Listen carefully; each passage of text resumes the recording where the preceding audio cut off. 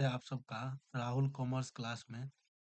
आज मैं BST chapter Bihar board का जो 12th का एग्ज़ाम है, जो कि बीएसटी सब्जेक्ट है, उसमें मैंने 1 से लेके 9 चैप्टर यानी कि 9 चैप्टर तक सबका ऑब्जेक्टिव मैंने बुक से जितने भी पूछे जाते हैं बिहार बोर्ड में एग्ज़ाम में, वो सारे दे दिए हैं। अब जो है वो 10 से लेके 13 तक का इस वीडियो में आपको ऑब्जेक्टिव का आंसर बताने वाला हूँ। और ये पीडीएफ जो है आपको हमारे टेलीग्राम चैनल पे मिल जाएगा। तो आप पीडीएफ के लिए हमारे टेलीग्राम पर राहुल कॉमर्स क्लास या इस वीडियो के डिस्क्रिप्शन आप चेक करेंगे, तो वहाँ पे टेलीग्राम चैनल का लिंक दिया हुआ है, वहाँ से जाके आप टेलीग्राम चैनल को ज्वाइन कर सकते हैं। तो चलिए हम अब स्टार्ट करते हैं इस चैप्टर के जितने भी एमसीक्यूज हैं।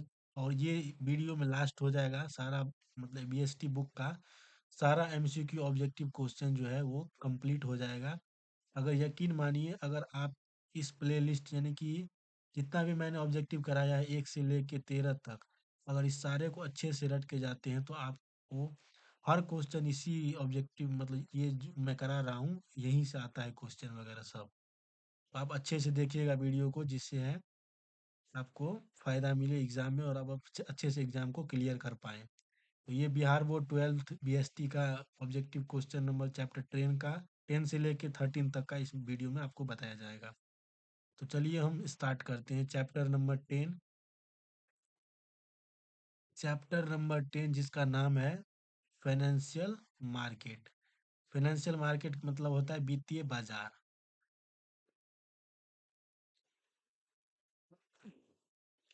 तो चलिए हम फर्स्ट क्वेश्चन पे आते हैं। फर्स्ट क्वेश्चन जो है, मुद्रा बाजार व्यापार करता है। मुद्रा बाजार व्यापार करता है। थोड़ा गड़बड़ हो चुका है, रुकिए।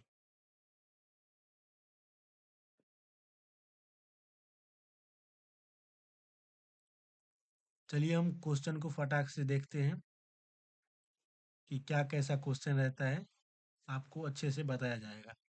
तो फर्स्ट क्वेश्चन जो है, मुद्रा बाजार व्यापार करता है, मनी मार्केट डील्स इन। तो मनी मार्केट किस चीज में डील करता है? तो मनी मार्केट जो है वो डील करता है अल्पकालीन, मतलब मनी मार्केट जो है वो शॉर्ट टर्म फंड्स होता है, समझे। ऑप्शन नंबर ए जो है इसका करेक्ट आंसर हो जाएगा। ये इधर आ नहीं रहा है इसका टूल।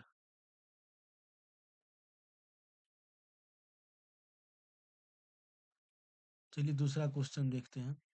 पूंजी व्यापार करता है, capital market deals in. Capital market जो है वो दीर्घकालीन होता है, लॉन्ग टर्म फंड्स। तरलता का निर्माण करता है, क्रिएट्स लिक्विडिटी। इसका जो ऑप्शन नंबर डी हो जाएगा, सेकेंडरी मार्केट यानी कि गौण बाजार। नवीन निर्गमित अंशों में व्यवहार करता है, in new issued share deals in. नई नवीन जो है वो अंशों में व्यापार करता है, in new issued share deals. Question number 4 का ऑप्शन नंबर बी हो जाएगा, प्राथमिक बाजार यानी कि प्राइमरी मार्केट। वैधानिक रूप से सेबी की स्थापना हुई थी, लीगली सेबी वाज एस्टैब्लिश, मतलब सेबी जो है central exchange board of India, जहाँ पे आप शेयर वगैरह का मतलब रेगुलेशन देखता है जो बोर्ड, उसका स्थापना कब हुआ था? एस्टैब्लिशमेंट 1992। 1992 में क्या हुआ था? हर्षद मेहता स्कैम। तो आप इससे याद रखेंगे, 1992 में सेबी का मतलब इस स्कैम के बाद ही सेबी का एस्टैब्लिशमेंट हुआ था, 1992। स्कंद विपणी हित की सुरक्षा करती है। स्टॉक एक्सचेंज जो है वो किसकी मतलब इंटरेस्ट में काम करता है? इन्वेस्टर के इंटरेस्ट में। तो ऑप्शन नंबर ए जो है इसका करेक्ट आंसर हो जाएगा।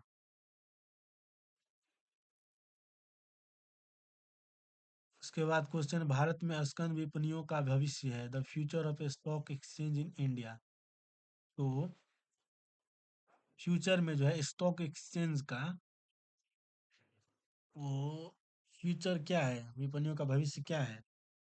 तो क्वेश्चन नंबर 7 का जो आंसर है वो ऑप्शन नंबर ए हो जाएगा, उज्जवल यानी कि ब्राइट। ब्राइट फ्यूचर है। क्वेश्चन नंबर 8, सेबी का मुख्य कार्यालय है। सेबी का मुख्य कार्यालय कहाँ है? मुंबई में। ऑप्शन नंबर बी जो है इसका करेक्ट आंसर हो जाएगा। इसका ऑप्शन नंबर बी जो है वो करेक्ट आंसर हो जाएगा। समझे?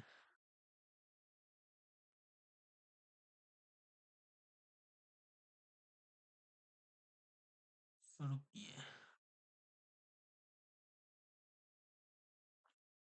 थोड़ा प्रॉब्लम हो रहा था इसमें। इसका साइज थोड़ा बड़ा हो गया है।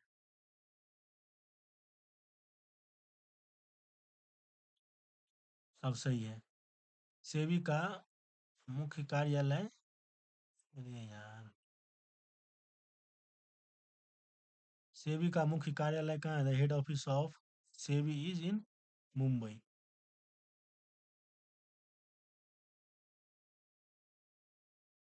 आसान विपणियों के लिए सेबी की सेवाएं हैं।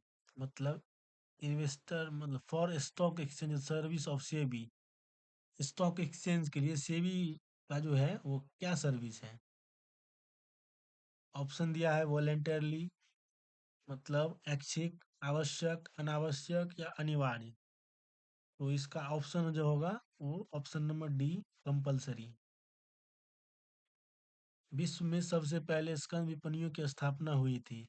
The foremost stock exchange was established इन, मतलब पूरे विश्व में सबसे पहले जो स्टॉक एक्सचेंज था उसकी स्थापना कहाँ हुई थी? तो लंदन में हुई थी। ऑप्शन नंबर बी जो है इसका करेक्ट आंसर हो जाएगा। Option number B. इसका कलर चेंज कर देते हैं। भारत में सबसे पहले स्कंद विपणि की स्थापना हुई थी। The first stock exchange in India was established in. Bharat में सबसे पहले स्टॉक एक्सचेंज की कब, मतलब एस्टैब्लिशमेंट या स्थापना हुई थी? ऑप्शन नंबर सी हो जाएगा 1887। 1887। वर्ष 2004 में भारत में स्कंद विपणियों की संख्या थी। The number of investor in the stock exchange इन 2004। 2004 में कितने संख्या थी?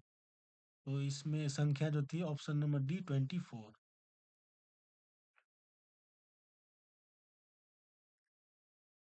सेबी का वित्तीय सेबी का क्षेत्रीय कार्यालय स्थित है। Regional office of SEBI established in. Regional office आप ध्यान रखिएगा, चेन्नई, कोलकाता और दिल्ली और मुंबई में भी है शायद। लेकिन ये चारों आप ध्यान रखिएगा, मुंबई में तो है ही शायद, उसका स्टॉक अभी पढ़ाया था ना आपको। इधर गया।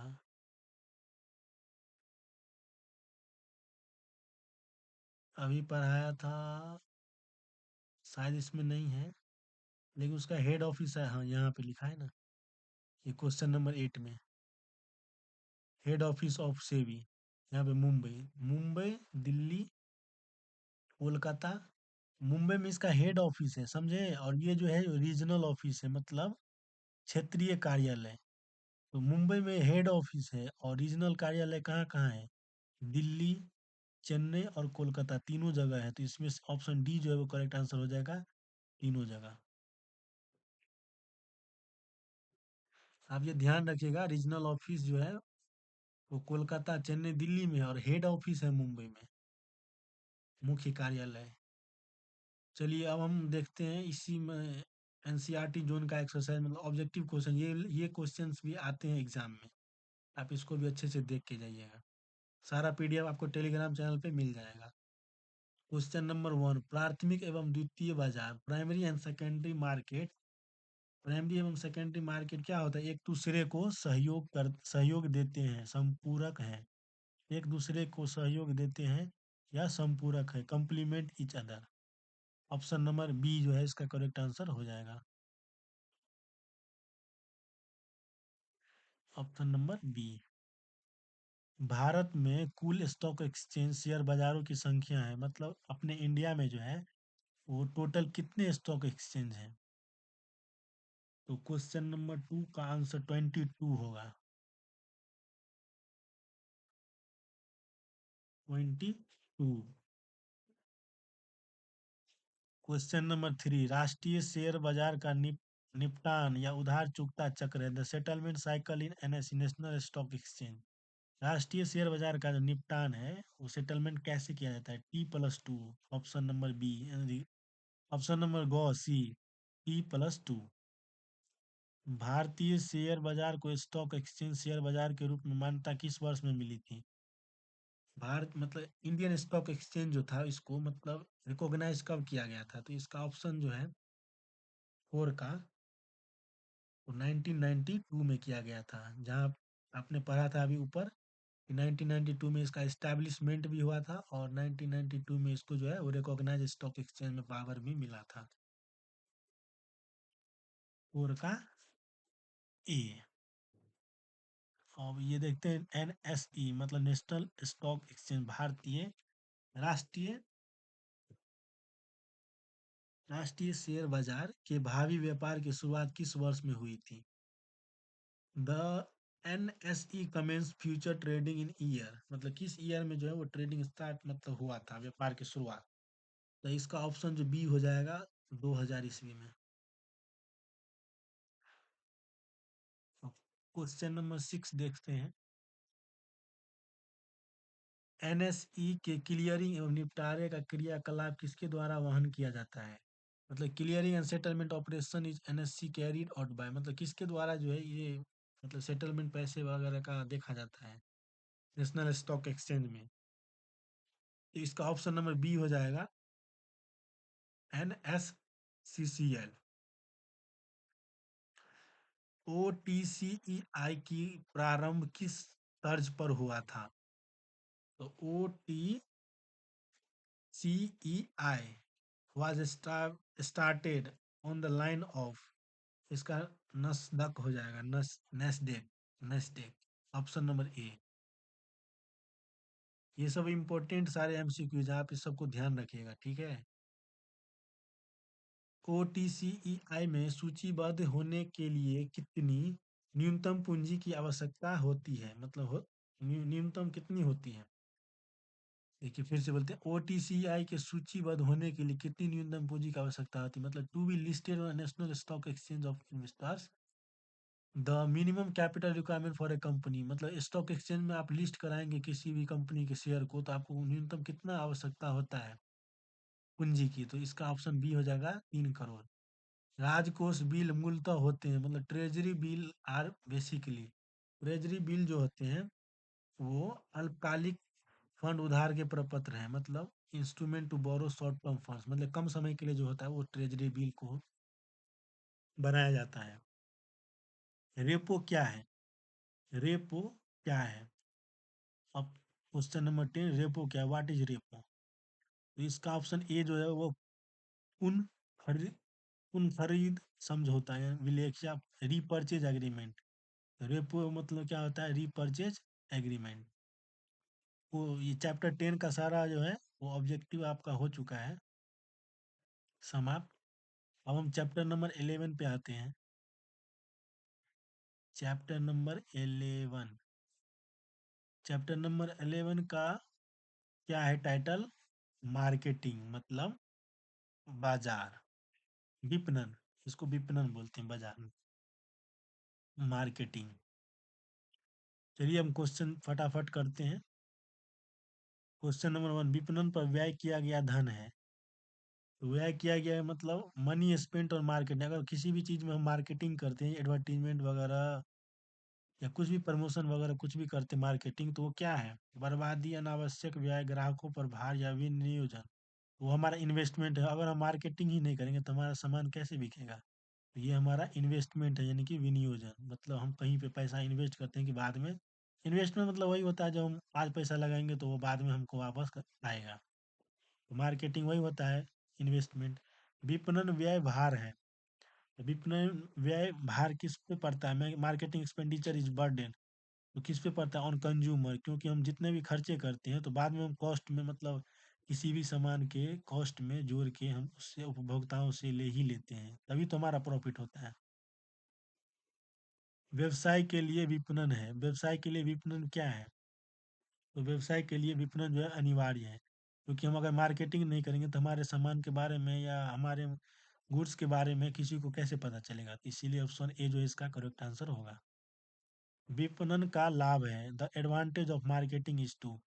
विपणन का लाभ किसको है? तो विपणन का लाभ जो है वो सभी को है। देखिए, ऑप्शन नंबर ए उपभोक्ताओं को यानी कि कंज्यूमर, व्यवसायियों को, बिजनेसमैन, निर्माताओं को, मैन्युफैक्चरर्स एंड सभी को। ऑप्शन डी जो है इसका करेक्ट आंसर हो जाएगा सभी को। क्योंकि मार्केटिंग जब करेंगे तो आप कंज्यूमर को आपके गुड्स के बारे में पता चलेगा तो वो अच्छे गुड्स खरीदेंगे। व्यवसाय मतलब बिजनेस में जो बिजनेस करता है उसको भी मतलब अच्छा प्रॉफिट होगा। मैन्युफैक्चरर उसको ज़्यादा मतलब बनाने को ऑर्डर मिलेगा, कॉन्ट्रैक्ट बनेगा उसका, तो इसको भी फायदा होगा। इसीलिए इसका ऑप्शन डी जो है वो करेक्ट आंसर हो जाएगा सभी को। विपणन अवधारणा है, marketing is concept is, marketing concept is. विपणन अवधारणा है, क्या है विपणन अवधारणा? विपणन अवधारणा है उत्पादोन्मुखी, प्रोडक्शन ओरिएंटेड, सेल्स ओरिएंटेड मतलब विक्रयोन्मुखी, और कस्टमर ओरिएंटेड। तो इसमें से ऑप्शन डी जो है इसका करेक्ट आंसर हो जाएगा ये तीनों। मतलब प्रोडक्शन ओरिएंटेड भी होता है, सेल्स ओरिएंटेड भी और कंज्यूमर ओरिएंटेड भी मार्केटिंग कंसेप्ट होता है। विपणन अवधारणा का महत्व है, market importance of marketing concept is for. विपणन अवधारणा का महत्व है। क्वेश्चन नंबर 6, विपणन अवधारणा का महत्व है, importance of marketing concept is for. समाज के लिए, उपभोक्ताओं के लिए, उत्पादक के लिए यानी कि सोसाइटी, कंज्यूमर्स, प्रोड्यूसर्स, या इन तीनों के लिए? तो इन तीनों के लिए। ऑप्शन नंबर डी इसका करेक्ट आंसर हो जाएगा। अच्छे ब्रांड की विशेषताएं हैं, the characteristics of good brand are. तो अच्छे,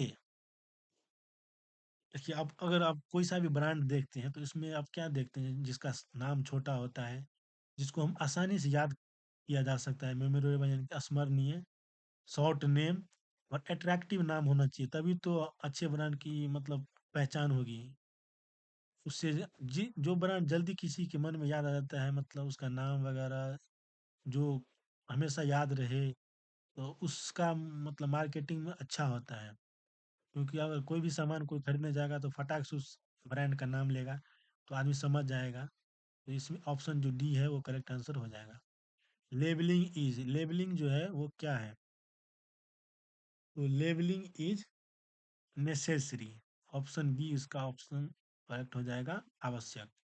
सबसे अधिक व्यापक क्षेत्र है, तो सबसे अधिक व्यापक क्षेत्र क्या है? क्वेश्चन नंबर 9, सबसे अधिक व्यापक क्षेत्र, maximum wide scope of, maximum wide scope of किसका है? पैकेजिंग का। उत्पाद अंतरलय मिश्र को प्रभावित करने वाले घटक हैं, the factor affecting the product mix. The factor affecting the product mix. विपणन, मार्केटिंग।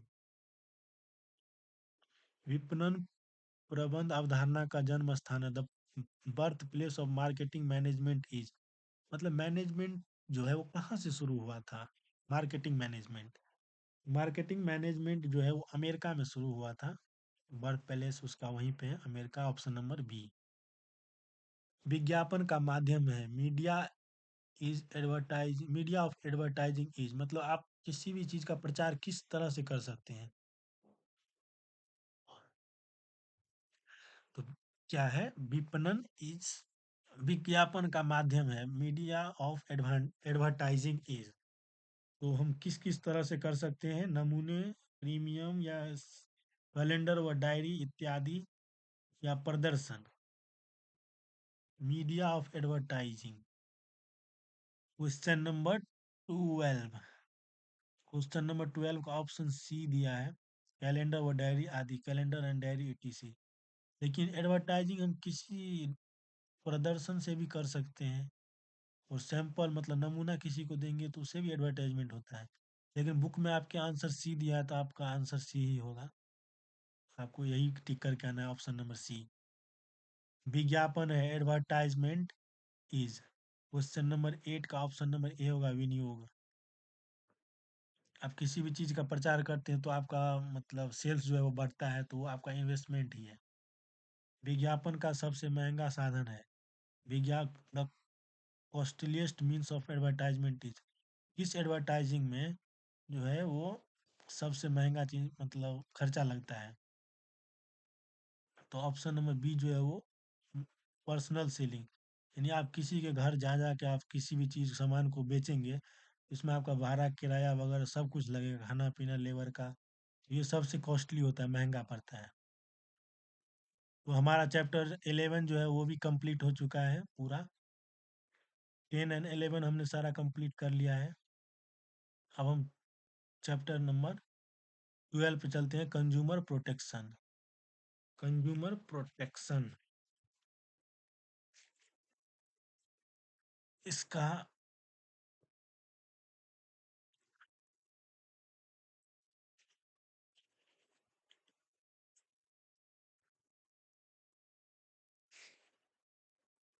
कंज्यूमर प्रोटेक्शन, उपभोक्ता संरक्षण। चलिए हम क्वेश्चन देखते हैं अब।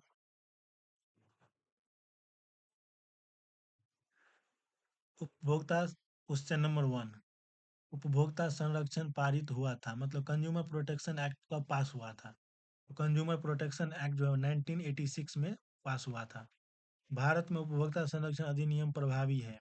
Consumer protection act effective in India with effective from, मतलब कंज्यूमर प्रोटेक्शन एक्ट जो है वो कब से मतलब प्रभावी यानी कि इफेक्टिव आया था, मतलब बना तो था 1986 में ही, लेकिन लागू कब हुआ था? तो इसका ऑप्शन बी होगा 15 अप्रैल 1987, मतलब 1987 15 अप्रैल को। उपभोक्ता संरक्षण अधिनियम के तहत विवाद आते हैं, the disputes comes under the, तो कंज्यूमर प्रोटेक्शन एक्ट जो है इसके अंदर क्या क्या मतलब प्रॉब्लम आते हैं, मतलब किस चीज के लिए ये बनाया गया था? तो इसका ऑप्शन जो है, ऑप्शन नंबर सी होगा, विक्रेता द्वारा दोषी माल के विक्रय संबंधित विवाद के लिए। यानी कि अगर आपको कोई दुकानदार खराब सामान दे दे और आप, तो आप किसके पास जाएंगे कंप्लेन करने के लिए? तो इसकी पावर किस में दिया हुआ है? कंज्यूमर प्रोटेक्शन एक्ट में। तो यही है ऑप्शन नंबर सी, विक्रेता द्वारा दोषी माल के विक्रय संबंधित विवाद। तो जो खरीदने वाले होते हैं, मतलब जो कस्टमर होते हैं उसके मतलब सपोर्ट में ये बनाया गया है कि आप यहाँ पे कंज्यूमर कोर्ट में जाके आप किसी भी चीज़ का मतलब डिस्प्यूट उठा सकते हैं। क्वेश्चन नंबर 4, उपभोक्ता संरक्षण अधिनियम के अंतर्गत शिकायतकर्ता से आशय है, मतलब under the consumer protection act complaint means, complainant means, complainant means में क्या होता है कंज्यूमर प्रोटेक्शन एक्ट के तहत? क्वेश्चन नंबर 4 का जो ऑप्शन नंबर डी है वो करेक्ट आंसर होगा। इसमें कंज्यूमर भी आता है, स्टेट गवर्नमेंट भी आता है, सेंट्रल गवर्नमेंट भी आता है, under the consumer protection complainant means. तो इसका ऑप्शन नंबर डी जो है वो करेक्ट आंसर होगा। उपभोक्ता विवाद निवारण एजेंसी है, उपभोक्ता विवाद निवारण agency, consumer dispute settlement agencies are. कौन कौन से डिस्प्यूट सेटल कर सकता है? डिस्ट्रिक्ट फोरम मतलब जिला मंच, राज्य आयोग और राष्ट्रीय आयोग नेशनल कमीशन। इसका ऑप्शन डी जो है करेक्ट आंसर होगा, ऑल ऑफ दीज। राष्ट्रीय आयोग उपभोक्ता विवादों का निपटारा कर सकता है। National commission can settle dispute, मतलब नेशनल जो सबसे ऊपर होता है वो कितने तक रुपये तक का जो है डिस्प्यूट सेटल कर सकता है? तो ऑप्शन डी जो है इसका करेक्ट 10 करोड़ से अधिक। तो 10 करोड़ से अधिक जितना भी होगा ना उसको मतलब नेशनल कमीशन ही देखेगा, मतलब उसका सेटल डिस्प्यूट करेगा। जितना भी कोई कंप्लेन आया होगा तो उसको मतलब नेशनल कमीशन ही है जो है 10 करोड़ से अधिक का उसको देखेगा प्रॉब्लम को। राज्य के पास कितना पावर है? State commission can settle dispute, तो राज्य के पास जो है वो 1 करोड़ से अधिक है, 1 करोड़ से अधिक और 10 करोड़ से नीचे, क्योंकि 10 करोड़ से ऊपर जो है वो नेशनल चला जाता है। ऑप्शन डी जो है इसका करेक्ट आंसर हो जाएगा। और जिला मंच पर विवादों का निपटारा कर सकता है, तो जिला मंच पर कौन कर सकता है? District forum can settle dispute, मतलब जिला स्तर पर कितना पावर दिया गया है? तो जिला स्तर पर जो है वो 1 करोड़, 1 करोड़ तक दिया गया है। मतलब 1 करोड़ तक आपका रहेगा तो आप डिस्ट्रिक्ट पर जा सकते हैं, डिस्ट्रिक्ट फोरम में। अगर आपका 1 करोड़ से लेके 10 करोड़ तक है, मतलब 10 करोड़ से नीचे है और 1 करोड़ से अधिक है, तो आप स्टेट कमीशन के पास मतलब उसका पावर है डिस्प्यूट को सॉल्व करने का, और अगर 10 करोड़ से अधिक है तो आप नेशनल कमीशन के पास जा सकते हैं। वो डिस्प्यूट जो है वो नेशनल कमीशन ही सेटल करेगा। क्वेश्चन नंबर 9, भारत में कार्यरत गैर सरकारी संगठन working non government organisation of India is. तो भारत में जो है नॉन गवर्नमेंट ऑर्गेनाइजेशन भी है जो इसको प्रोटेक्शन में रहता है, कंज्यूमर प्रोटेक्शन में। तो इसका ऑप्शन जो है वो वॉइस और कॉमन कॉज, ये दोनों जो है इंडिया में नॉन गवर्नमेंट इंस्टीट्यूट है जो कंज्यूमर प्रोटेक्शन को बढ़ावा देता है। इसका ऑप्शन सी जो है वो करेक्ट आंसर हो जाएगा। क्वेश्चन नंबर 10, उपभोक्ता विवादों के निपटारा की अवस्था तंत्र है। The machinery for the settlement of consumer dispute is. तो कंज्यूमर डिस्प्यूट को जो है उससे उपभोक्ता विवादों के निपटारा की अवस्था तंत्र है। तो अवस्था तंत्र क्या है? इसका ऑप्शन बी जो है वो करेक्ट आंसर होगा, three tier. Three tier, option number B.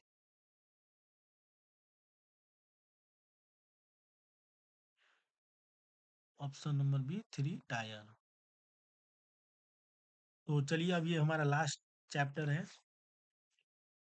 जिसका नाम है इंटरप्रेन्योरशिप। इंटरप्रेन्योरशिप, उद्यमिता विकास, डेवलपमेंट। चैप्टर 13, इंटरप्रेन्योरशिप डेवलपमेंट, उद्यमिता विकास। चलिए हम ऑब्जेक्टिव इसका देखते हैं, इसके बाद सारा बीएसटी का जितना भी है सब खत्म ही हो जाएगा। बस थोड़ा सा ही है इसमें क्वेश्चन, 18 क्वेश्चन है इसमें। देखते हैं फटाक फटाक। आई होप कि आपको समझ में भी आता होगा कुछ कुछ। ये क्वेश्चंस बहुत ही इंपॉर्टेंट क्वेश्चंस हैं, इसी बुक से सारे क्वेश्चंस आते हैं। एस एस एस क्या नाम है इस बुक का? SBP पब्लिकेशन, SBPD पब्लिकेशन है बीएसटी का। चलिए हम देखते हैं क्वेश्चन, मतलब चैप्टर नंबर 13 का ऑब्जेक्टिव क्वेश्चन फटाक से। तो क्वेश्चन नंबर 1 है, उद्यमिता नेतृत्व प्रदान करती है, इंटरप्रेन्योरशिप फेल्स टू लीड। तो साझेदारी form.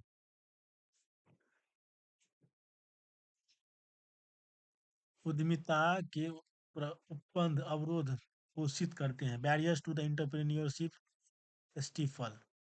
Barriers to the entrepreneurship stifle. तो ये जो है वो इनोवेटिव है। उद्यमिता आश्वस्त होती है के द्वारा, मतलब इंटरप्रेन्योरशिप इज इंश्योर्ड बाय। तो बृहदाकार फॉर्म, लार्जर फॉर्म। उद्यमितीय लक्षण निम्न में से संबंधित है, इंटरप्रेन्योरियल ट्रेड्स डील्स विद, जोखिम वाहन करना, रिस्क, जो रिस्क लेता है ना वही होता है इंटरप्रेन्योरशिप। सबसे बड़ा होता है रिस्क लेना, और सबसे बड़ा ये होता है जो रिस्क नहीं लेता है। रिस्क है तो इश्क है, समझे? सामाजिक उपगम्यता के अनुसार उद्यमिता है, according to the sociological approach the entrepreneurship is. Option B इसका भूमिका निष्पादन प्रक्रिया, प्रोसेस ऑफ रोल परफॉर्मेंस। भारत में उद्यमिता विकास कार्यक्रम है, in India entrepreneurship development programme is आवश्यक। उद्यमिता विकास कार्यक्रम प्रदान करता है, एंटरप्रेन्योरियल डेवलपमेंट प्रोग्राम से प्रोवाइड्स। तो क्या प्रोवाइड करता है? रोजगार प्रोवाइड करता है, उद्यमी कौशल में वृद्धि, शिक्षण एवं प्रशिक्षण, education and training, increase in skills and entrepreneurship, इन सब सभी। ऑप्शन डी इसका करेक्ट आंसर हो जाएगा। क्वेश्चन नंबर 8, उद्यमिता विकास कार्यक्रम के आलोचनात्मक मूल्यांकन बिंदु है, critical evolution of points of entrepreneurial development programme are. संगठनात्मक नीतियां, उपयुक्त चयन प्रक्रिया का अभाव, निम्न श्रेणी की तकनीकी एवं व्यावसायिक शिक्षा एवं प्रशिक्षण, low quality of technical and vocational education and training. इसका ऑप्शन डी जो है करेक्ट आंसर होगा, इनमें से सभी। उद्यमिता विकास कार्यक्रम प्रदान करता है, एंटरप्रेन्योरियल डेवलपमेंट प्रोग्राम प्रोवाइड्स। तो क्या रोजगार प्रभाव मतलब देता है। अगर आप कोई भी नया बिजनेस कुछ नए तरीके से खोलते हैं तो इससे आदमी को क्या होता है? रोजगार ही मिलता है। भारत में उद्यमिता विकास कार्यक्रम रहा है, in India entrepreneur real development programme has been मतलब सुधार की अवस्था, अभी भी इम्प्रूवमेंट की ज़रूरत है क्योंकि यहाँ पे बिज़नेस करने से लोग डरते हैं। एंटरप्रेन्योर बनने से, कुछ नया चीज़ करने से डरते हैं। उद्यमी यानी एंटरप्रेन्योर इज़ जन्म लेता है एवं बनाया जाता है दोनों। मतलब एंटरप्रेन्योरशिप जो होता है ना किसी-किसी में मतलब बाय बर्थ ही आता है और कोई जो है वो बाद में सीख कर बनता है। क्योंकि एंटरप्रेन्योर का मतलब क्या होता है? जैसे अभी एमबीए चाय वाला वगैरह आया था ना, तो चाय तो लोग पहले भी पीते थे लेकिन एमबीए चाय वाला कुछ अलग तरीके से आया, इसको एंटरप्रेन्योर बोला गया। लेकिन बाद में बंद हो गया वो अलग बात है। वो कुछ नया करके आया।